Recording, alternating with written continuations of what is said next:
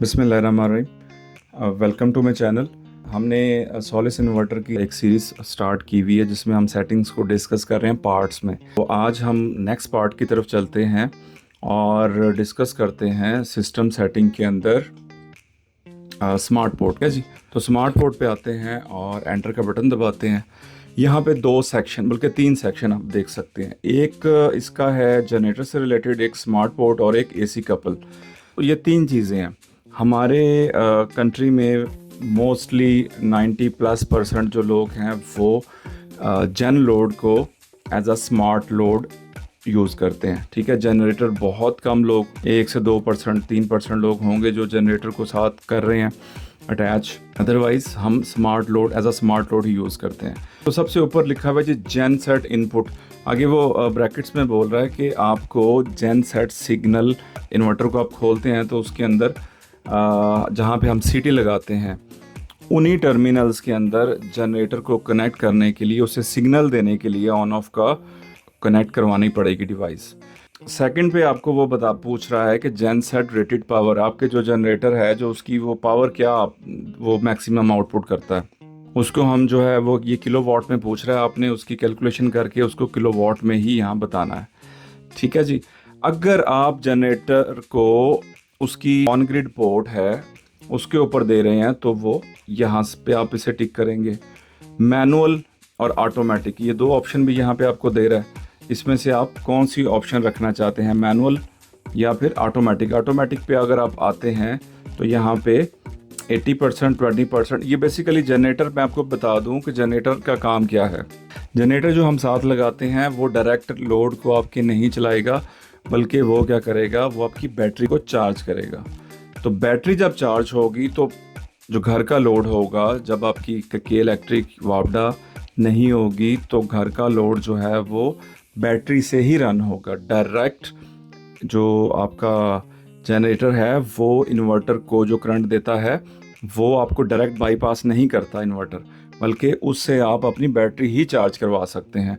तो इसीलिए यहाँ पे ऑप्शन दी हुई है कि कहाँ पे आप चाहते हैं कि कितने % बैटरी हो तो जनरेटर जो है वो रुक जाए। ठीक है, और कितने % पे बैटरी आ जाए तो जनरेटर है वो ऑन हो जाए। तो ये चीज़ वहाँ पे मतलब कि यूज़ होती है जहाँ पे डेली बेसिस पे इलेक्ट्रिसिटी जाती है और ज़्यादा देर तक जाती है। ठीक है, जहाँ पे बैटरीज कम है, बैकअप आपका जो है वो पूरा नहीं हो रहा, लॉन्ग पीरियड के लिए आपकी जो इलेक्ट्रिसिटी जा रही है, तो वहाँ पे फिर आप जनरेटर का जो है इस्तेमाल कर सकते हैं। ठीक है जी। उसके नीचे जो ऑप्शन आती है वो आती है स्मार्ट लोड की, जो हम मोस्टली यूज़ करते हैं। तो ये सीधा सीधा है, ये आपने नाइट्रॉक्स में भी देखा होगा। तो वहाँ पे भी ये ऑप्शन ऐसी ही एज इट इज़ इन्होंने उठा के ना यहाँ पे भी दी हुई है कि आपका स्मार्ट लोड कितने % बैटरी हो ऑफ हो जाए और कितने % पे ऑन हो। बेसिकली ये रीस्टार्ट इन्होंने दे दिया, ये बस ऑन के लिए है। कितने % पे ये दोबारा से चल जाए या ऑन हो जाए, बात मतलब सेम है। उसके नीचे दो चेक बॉक्स नज़र आएंगे कि ऑन ग्रिड ऑलवेज ऑन, ये आपने हमेशा ऑन रखना है, क्योंकि जब ग्रिड या अवेलेबल होगी तो आपका जो भी हैवी लोड है, स्मार्ट लोड जो जन पोर्ट पे आपने लगाया हुआ वो चलता रहे ग्रिड के होते हुए। तो अगर ये आपने ऑफ़ की हुई होगी तो इसके अंदर ये होगा कि बैटरी इन्वॉल्व हो जाएगी। और ऑफ ग्रिड ऑलवेज ऑफ का मतलब आपको पता है कि ग्रिड यानी इमीडिएटली आप अगर अपनी बैटरी को बिल्कुल यूज़ नहीं करवाना चाहते, आप इसको टिक कर देंगे। इससे ये होगा कि जो ही इलेक्ट्रिसिटी जाया करेगी, आपका जो हैवी लोड है वो उसी टाइम ऑफ हो जाया करेगा। तो स्मार्ट लोड का ताल्लुक बिल्कुल इलेक्ट्रिसिटी से ख़त्म हो जाएगा अगर आप इसको भी ऑन कर देते हैं। आपकी जो बैटरी है वो बिल्कुल बाईपास हो जाएगी हैवी लोड से। हैवी लोड आपकी बैटरी को बिल्कुल भी यूटिलाइज़ नहीं कर सकेगा। क्यों? क्योंकि ग्रिड होगी तो वो ऑन होगा और जो ही ग्रिड जाएगी वो ऑफ हो जाएगा, तो बैटरी का रोल बीच में से ख़त्म हो जाएगा। उसके बाद नीचे आता है एसी कपल। एसी कपलिंग का मतलब होता है कि अगर आपने ऊपर माइक्रो इन्वर्टर या कोई और ऑन ग्रिड है उसकी सप्लाई इसको देनी है आपने इस इन्वर्टर को, उसके अंदर भी अगर आप यूज़र मैनुअल देखेंगे तो वो भी आप जेन पोर्ट के ऊपर, सपोज आप जनरेटर नहीं दे रहे तो आप अपना ऑन ग्रिड या माइक्रो इन्वर्टर जो है वो इस इन्वर्टर को सप्लाई दे सकते हैं। ये भी वही काम करेगी जो जनरेटर करेगा। ये एसी कपलिंग जब आप करते हैं तो जो एनर्जी ऊपर से आती है माइक्रो इन्वर्टर से या फिर ऑन ग्रिड इन्वर्टर से, तो वो भी आपकी बैटरी को ही चार्ज करेगी। ये भी आपने ध्यान में रखना। ये स्मार्ट पोर्ट से रिलेटेड था, इसके अंदर एक ही पेज है, ठीक है। तो हमने एक पेज को डिस्कस कर लिया। एस्केप से वापस आते हैं और नीचे डिस्कस करते हैं ग्रिड पोर्ट को। ग्रिड पोर्ट में ज़्यादा कुछ है नहीं। इसके अंदर सॉलिस वालों से जो मैंने पूछा तो उन्होंने कहा कि जी ग्रिड कोड जो है वो आपने 50, लेकिन जो पाकिस्तान की, अगर आप उस लंबी लिस्ट में आए ग्रिड कोड की, तो वहाँ पे जो पाकिस्तान को आप सेलेक्ट करेंगे रीजन कंट्री को, तो आपको वहाँ पे 2 कोड मिलेंगे जो कि मैं आपको दिखाता हूँ। एंटर का बटन दबाएं, अगेन दबा दें, तो ये हर कंट्री से रिलेटेड जो है वो ग्रिड कोड की लिस्ट है। तो पाकिस्तान का नाम इसमें यहाँ पे तो मुझे नज़र नहीं आ रहा, लेकिन जो मोबाइल की ऐप है वहाँ पे आपको नज़र आएगा और उसके अंदर आपको ये 2 नज़र आएंगे, IEC 61727 और L, एंड पे L होगा।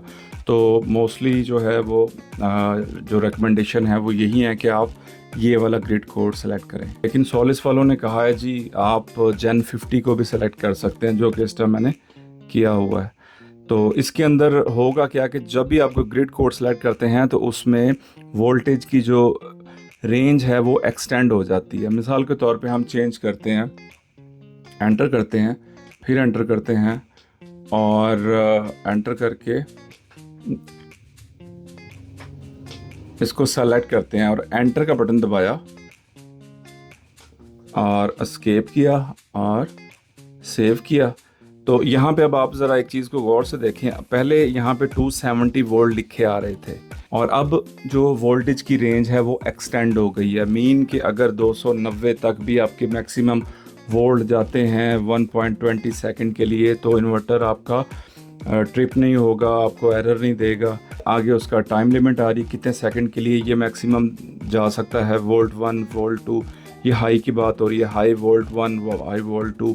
नीचे लोअर साइड की बात हो रही है कि लोअर वोल्ट 1 में 195 वोल्ट पे भी जा सकता है ये, ठीक है। और उसके बाद इवन के 115 तक भी जा सकता है 0.0 सेकंड्स के लिए। तो जो ग्रिड कोड हम यहाँ पे फ्रीक्वेंसी आ रही है, हाई फ्रीक्वेंसी 1 और हाई, ये इसके इन बिटवीन रहेगा, ठीक है। ये 49 से 52 के, ये 1 हाई फ्रीक्वेंसी 1 और लोअर साइड पे जो है फ्रीक्वेंसी 1, ये मैक्स, ये बॉटम, इसके दरमियान में हमारी जो है वो रहेगी और ये उसकी मैक्स रेंजेस हैं। ये आपने देखा। तो अगर मैं दोबारा ग्रिड कोड को सेलेक्ट करता हूँ तो आप देखिएगा कि ये पैरामीटर चेंज हो जाएंगे। तो इसमें आके 50 पे आते हैं, जेन 50 पे ये, और एंटर दबाते हैं और एस्केप करते हैं और एंटर से सेव करते हैं।